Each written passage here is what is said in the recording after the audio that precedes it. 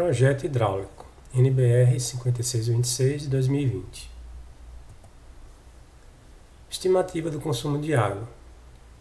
Na elaboração dos projetos dos sistemas prediais de água fria e água quente, as peculiaridades de cada instalação, as condições climáticas, as características de utilização do sistema, a tipologia do edifício e a população atendida são parâmetros a serem considerados no estabelecimento do consumo.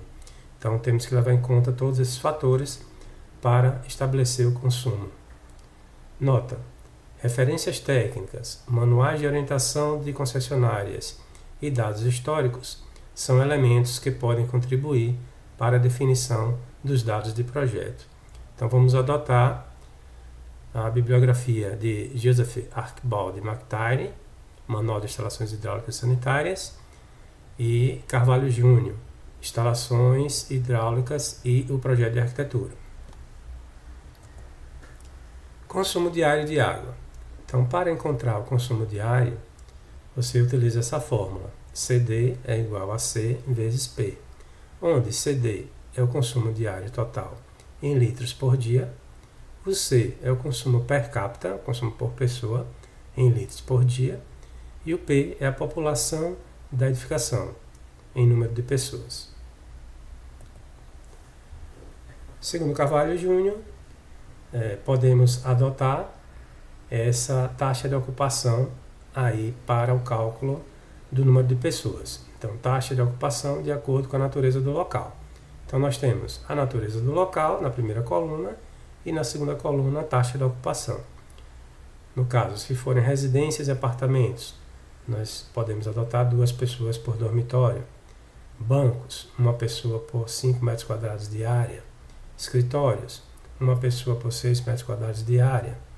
Lojas, outra taxa de ocupação, e assim por diante. Nós temos aí uma taxa de ocupação por tipo de edifício, por natureza do local. No nosso caso, vamos calcular, nos nossos exemplos, residências e apartamentos. Então, vamos considerar 2 pessoas por cada dormitório. Segundo McIntyre, a taxa de ocupação de acordo com a natureza do local, nós temos prédios de apartamentos, 2 pessoas por dormitório e 200 a 250 litros por pessoa dia. Prédio de escritórios de uma só unidade locadora, 1 pessoa por 7 metros quadrados de área. Mais de uma unidade locadora, 1 pessoa por 5 metros quadrados de área, e assim por diante. Temos aí, em função da natureza do local, a taxa de ocupação. Com relação ao consumo diário, por pessoa, o consumo per capita, nós temos, segundo Carvalho Júnior, essas indicações aí. Alojamento provisório, 80 litros por dia per capita. Ambulatórios, 25 litros por dia per capita. Apartamentos, 200 litros por dia per capita. Casas populares ou rurais, 150 litros per capita. Cavalariças, 100 litros por cavalo, por dia por cavalo. E assim por diante, nós temos aí o consumo per capita em função do tipo de habitação, do tipo de utilização. Então, lá abaixo nós temos residência popular, 150 per capita, residência padrão médio, 200 per capita, residência de padrão luxo, 250 per capita, e assim por diante. Segundo McIntyre, nós temos a estimativa do consumo diário de água em função do tipo de prédio também. Então, nós temos aí serviços domésticos, apartamento em geral, 200 a 250 litros per capita. Por quarto de empregada, 200 litros por dia per capita. Residências, 250 litros per capita. Residências populares e rurais, 120 a 150 litros por dia. Alojamentos, 80. Apartamento de zelador, 600 a 1000. E vem serviço público, edifícios de escritórios, escolas, hospitais, lavanderias. E abaixo serviços industriais, fábricas, fábrica com restaurante, usina de leite, matadouro. E abaixo, piscinas domiciliares, lâmina d'água de 2 centímetros por dia. Vamos fazer um exemplo utilizando a fórmula do consumo diário. Calcular o consumo diário de água para uma residência de 3 dormitórios. Então está aqui a fórmula, né? Consumo diário é igual a C vezes P, onde C é o consumo per capita, consumo por pessoa, e P é o número de pessoas. Então, como aqui é uma residência de 3 dormitórios, adotaremos 200 litros por dia per capita.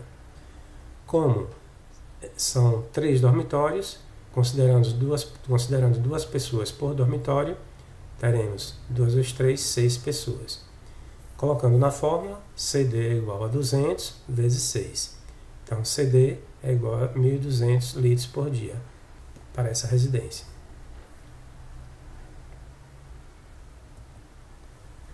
Vazão. Vazão é o volume de determinado fluido que passa por uma determinada seção de um conduto livre ou forçado, por uma unidade de tempo. O alimentador predial é aquele trecho que sai do hidrômetro até o reservatório. Então, o alimentador predial deve possuir capacidade de vazão suficiente para abastecer o reservatório de consumo. A vazão de abastecimento do reservatório deve ser suficiente para reposição total do volume destinado ao consumo diário de água em até 6 horas. No caso de residências unifamiliares, o tempo de reposição deve ser de até 3 horas. A vazão do alimentador predial será, no mínimo, o consumo diário vezes 24 dividido por 3 para residências unifamiliares. Então aqui está sendo considerado que em um dia, né, nós vamos usar 3 horas para abastecer o nosso reservatório plenamente. Tá? E, no caso das demais edificações, a vazão do alimentador predial será o consumo diário vezes 24 dividido por 6.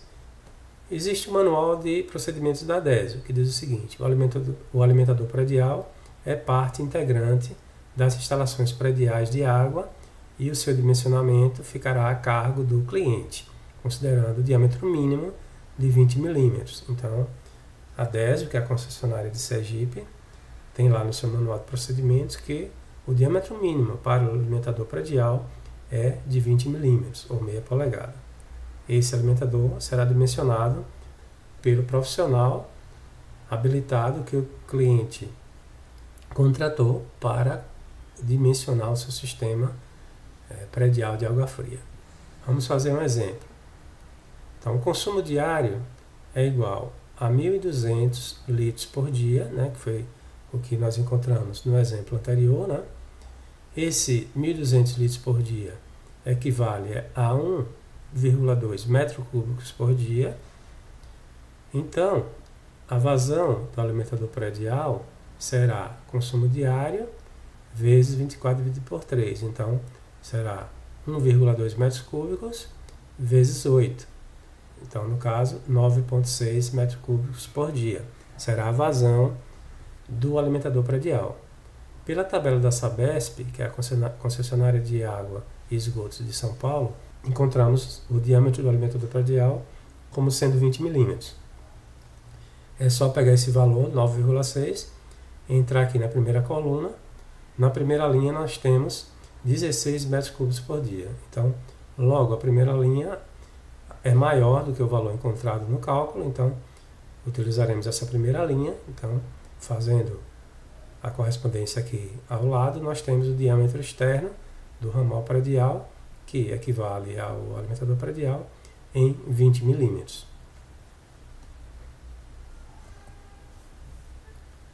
Usando a equação de continuidade. Existe a fórmula da equação da continuidade que podemos utilizar para encontrar o diâmetro do alimentador predial também. Então, a equação é: vazão é igual a velocidade vezes área da seção. Então, Q é vazão, V, velocidade. A velocidade média no alimentador predial é entre 0,6 a 1 metros por segundo. e A é a área da seção. Então, a vazão encontrada no exemplo anterior foi de 9,6 metros cúbicos por dia. Transformando essa unidade aqui para metro cúbico por segundo, nós temos 9,6 dividido por 86.400. A vazão em metro cúbico por segundo é 0,00011 metros cúbicos por segundo. Colocando na fórmula, nós temos Q é igual a V vezes A, então A é igual a Q dividido por V, então A será igual a 0,00011 dividido por 0,6, considerando a velocidade mínima aqui encontrada na bibliografia. Então A é igual a 0,00018 metros quadrados. Então a área da seção do tubo em metros quadrados seria essa. Então qual será o diâmetro considerando essa área? Então a fórmula da área é igual a π vezes d ao quadrado dividido por 4. Então d ao quadrado vai ser igual a esse valor aqui, né, já calculado, colocando 0,0018 na fórmula aqui da área. Então encontramos d ao quadrado igual a 0,0023. Então d vai ser 0,0152 metros, transformando em milímetros, teríamos 15,2 milímetros.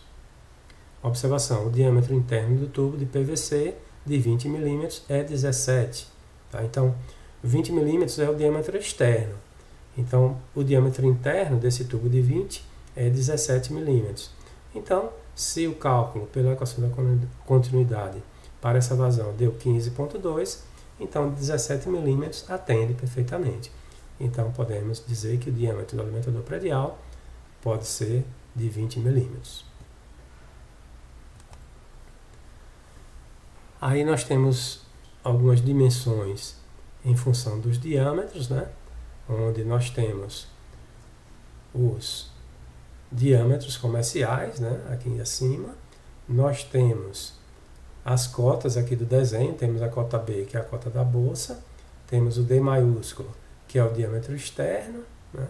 Temos o E, que é a espessura da parede do tubo, e aqui o comprimento do tubo. Então, por exemplo, no caso do tubo de 20 milímetros, se eu pegar 20 milímetros e diminuir 2 vezes a espessura da parede, seria 17 milímetros. Tá? No caso, o diâmetro interno para um tubo de 20 milímetros será de 17 milímetros, considerando aqui essa tabela fornecida pelos fabricantes. E aí eu tenho para todos os diâmetros, né? Para 25 milímetros, para 32, 40 até 110 milímetros. Reservatórios de água fria potável.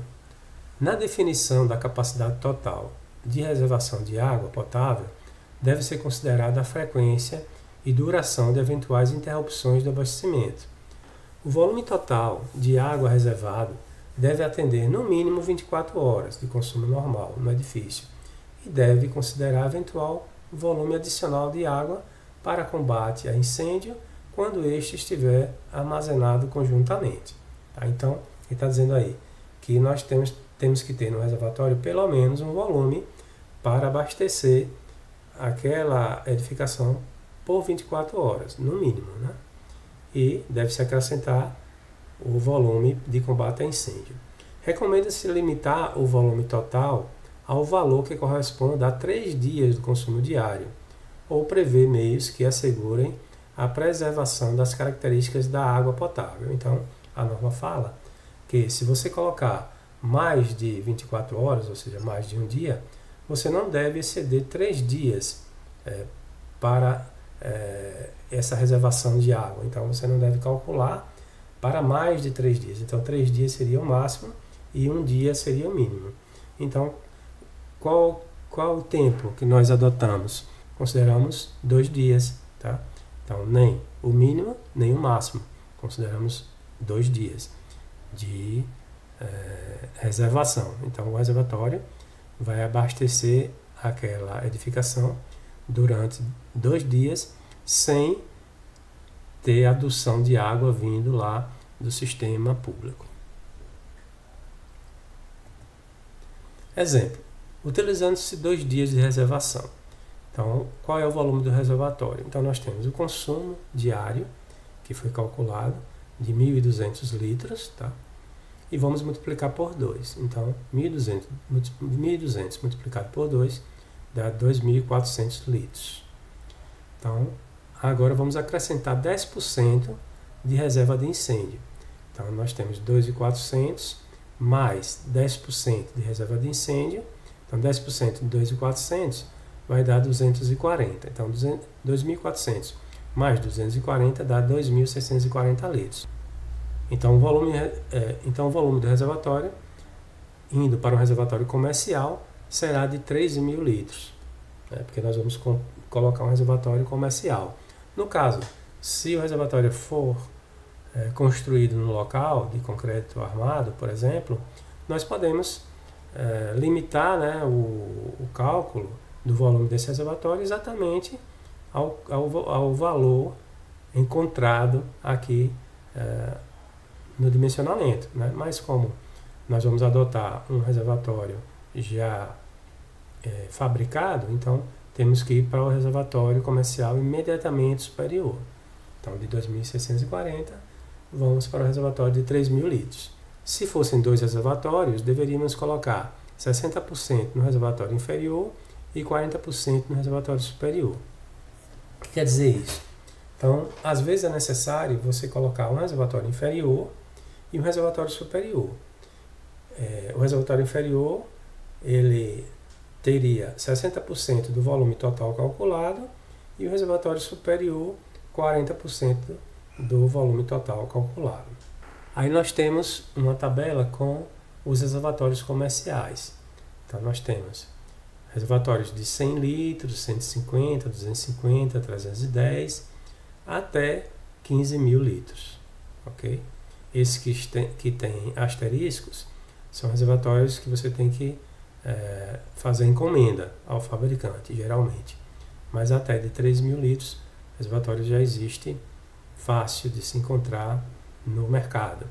À exceção das residências unifamiliares isoladas, os demais reservatórios elevados devem ser divididos em 2 ou mais compartimentos para permitir operações de manutenção sem que haja interrupção na distribuição de água para os pontos de utilização do edifício.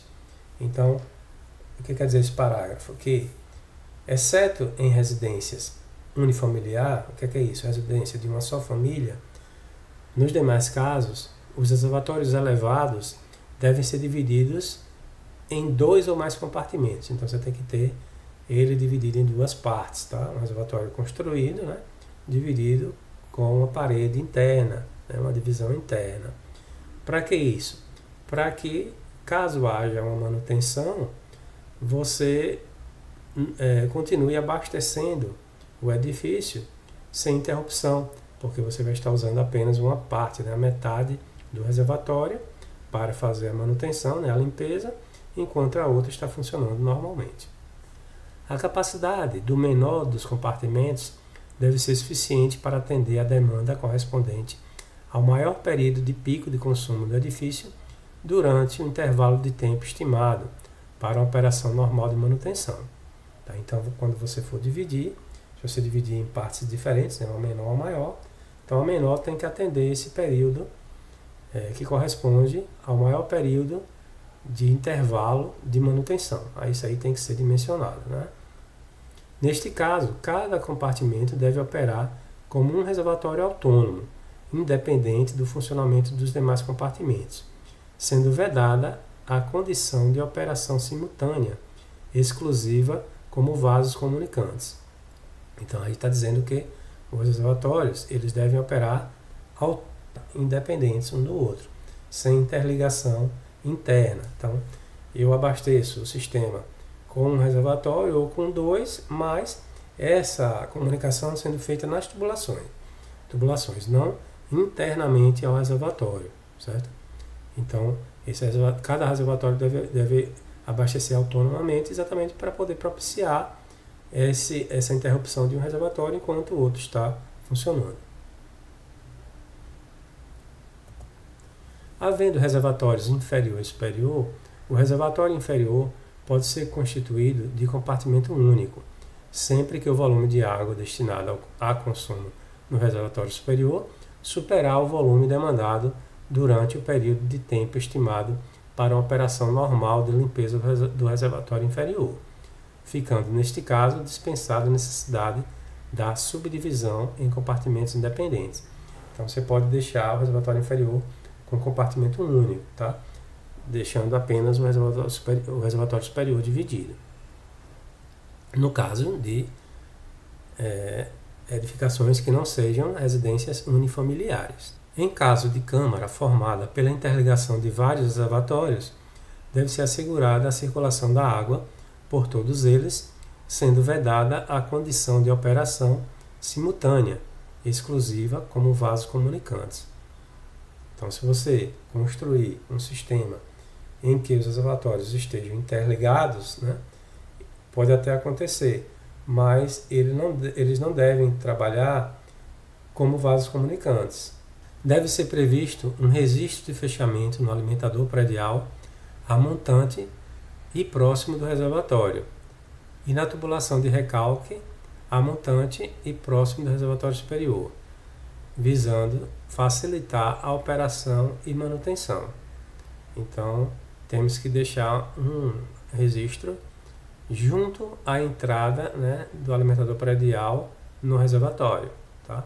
E também um registro lá antes do hidrômetro, né, para a manutenção do hidrômetro. Então, teremos um registro junto ao hidrômetro, né, antes do hidrômetro, e um registro ali antes da entrada do alimentador predial no reservatório. O nível máximo da superfície livre de água no interior do reservatório deve-se situar-se abaixo do nível da geratriz inferior da tubulação de extravasão e, quando existir, de tubulação de aviso de extravasão. Então, o que é isso? A tubulação de extravasão é o ladrão, é a tubulação que serve para a água extravasar caso haja rompimento ou defeito na torneira de boia. Então, o nível máximo, né, calculado pelo flutuante da torneira de boia, deve estar abaixo do nível da geratriz inferior da tubulação de extravasão e também abaixo da tubulação de aviso de extravasão. Os reservatórios de água fria ou quente devem ser dotados de tubulação de limpeza para permitir o seu esvaziamento.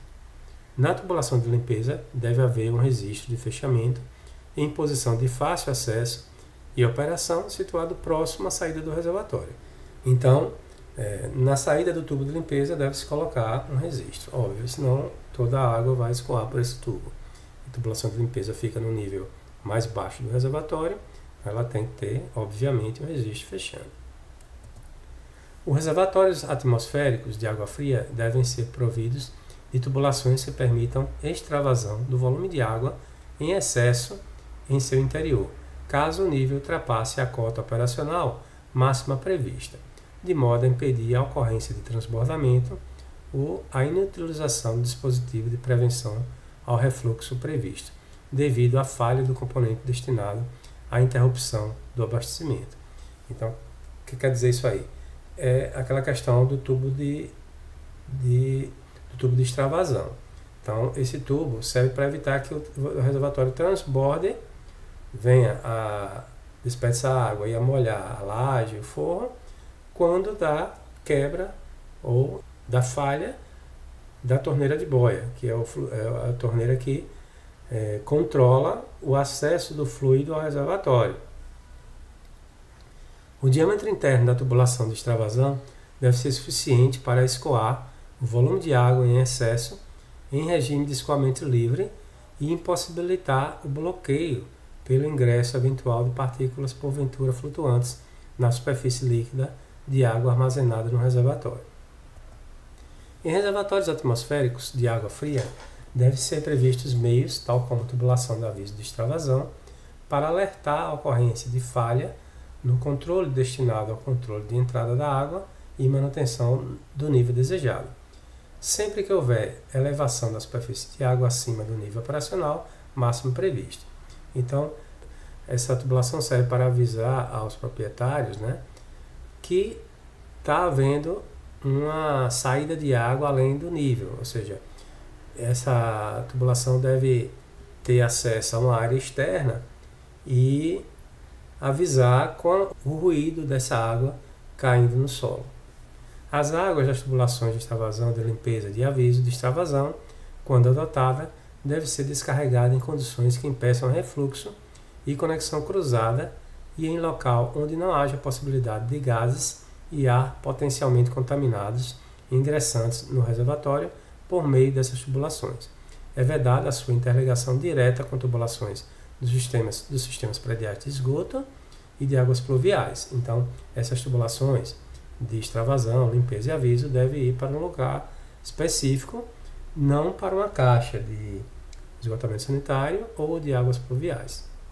Agora vamos fazer alguns exercícios para fixar a utilização da fórmula do cálculo do alimentador predial e do volume do reservatório. Então, primeiro exercício, calcular o diâmetro do alimentador predial e o volume do reservatório para uma residência rural que tem 4 dormitórios.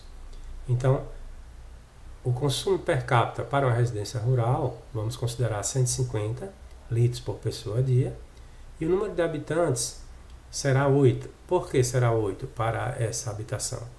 Porque são 4 dormitórios, considerando 2 pessoas por dormitório, então 2 vezes 4, 8 pessoas. Colocando esses valores na fórmula, então consumo diário é igual a C vezes P, então 150 vezes 8 dá 1.200 litros por dia. Então o consumo diário para essa residência rural seria de 1.200 litros por dia. Qual será o diâmetro do alimentador predial? Então, nós vamos pegar o consumo diário e vamos multiplicar por 8, que seria aquela fórmula que tem 24 dividido por 3, tá? Então, 24 dividido por 3, né, consumo diário vezes 24 dividido por 3 dá 8. Então, 1.200 é o consumo diário. Esse consumo diário, transformando de litros por dia para metro cúbico por dia, dá 1,2 metros cúbicos por dia. Multiplicando 1,2 por 8 dá 9,6 metros cúbicos por dia. Entrando aqui na tabela da Sabesp, com esse valor de 9,6 metros cúbicos por dia, nós vamos ter 16, que é maior do que 9,6, então o diâmetro externo do alimentador predial seria de 20 milímetros. Então, diâmetro externo, 20 milímetros. E o reservatório? Qual será o volume do reservatório dessa habitação? Então, será consumo diário vezes 2 mais 10% de incêndio. Então, o volume do reservatório, nós temos o consumo diário vezes 2, 2.400, pois o consumo diário é 1.200, mais 10% de 2.400 dá 240, totalizando 2.640. Utilizando o volume comercial do reservatório, o reservatório terá 3.000 litros. Então, aqui está uma tabela mostrando os volumes dos reservatórios. Então, aqui eu tenho um volume, depois de 2.000, vem 3.000 litros. Então, já que deu 2.640, então o volume será de 3.000. Exercício 2. Calcular o diâmetro do alimentador predial e o volume dos reservatórios para um edifício de 4 andares, com 4 apartamentos por andar, e com 3 dormitórios e uma dependência de empregada por apartamento. Então, nós temos o consumo per capita de 200 litros por pessoa dia, né, para apartamentos, e temos o número de habitantes 112 pessoas. Por quê? Nós temos, em cada apartamento, nós temos 3 dormitórios, então 2 pessoas por dormitório dá 6 pessoas, mais uma empregada, 7 pessoas. Então, nós temos aí 7 pessoas por apartamento. Nós temos 4 apartamentos por andar, seria 4 vezes 7, e depois, multiplicando por 4, dá 4 andares, né? Então, totalizando 112 pessoas.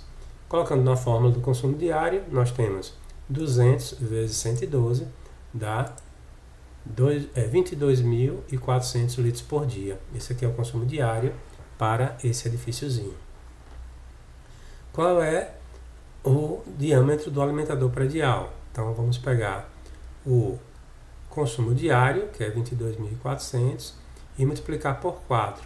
Por que multiplicar por 4? Porque esse 4 aqui é 24 dividido por 6. Então lá a norma diz que quando não for uma edificação unifamiliar, nós podemos utilizar 6 horas, né, para abastecer o reservatório com aquele consumo diário. Então, 24 dividido por 6 dá 4. Então, por isso esse 4 aqui. Então, multiplicando 22.400 vezes 4, né? Só que primeiro temos que transformar 22.400 em metros cúbicos por dia, dá 22,4. Multiplicando 22,4 por 4 dá 89,6 metros cúbicos por dia. Entrando aqui na tabela da Sabesp, nós temos 32 milímetros. Então, o diâmetro do alimentador predial pode ser de 32 milímetros. E o volume do reservatório? Então, será consumo diário vezes 2 mais 10% de incêndio.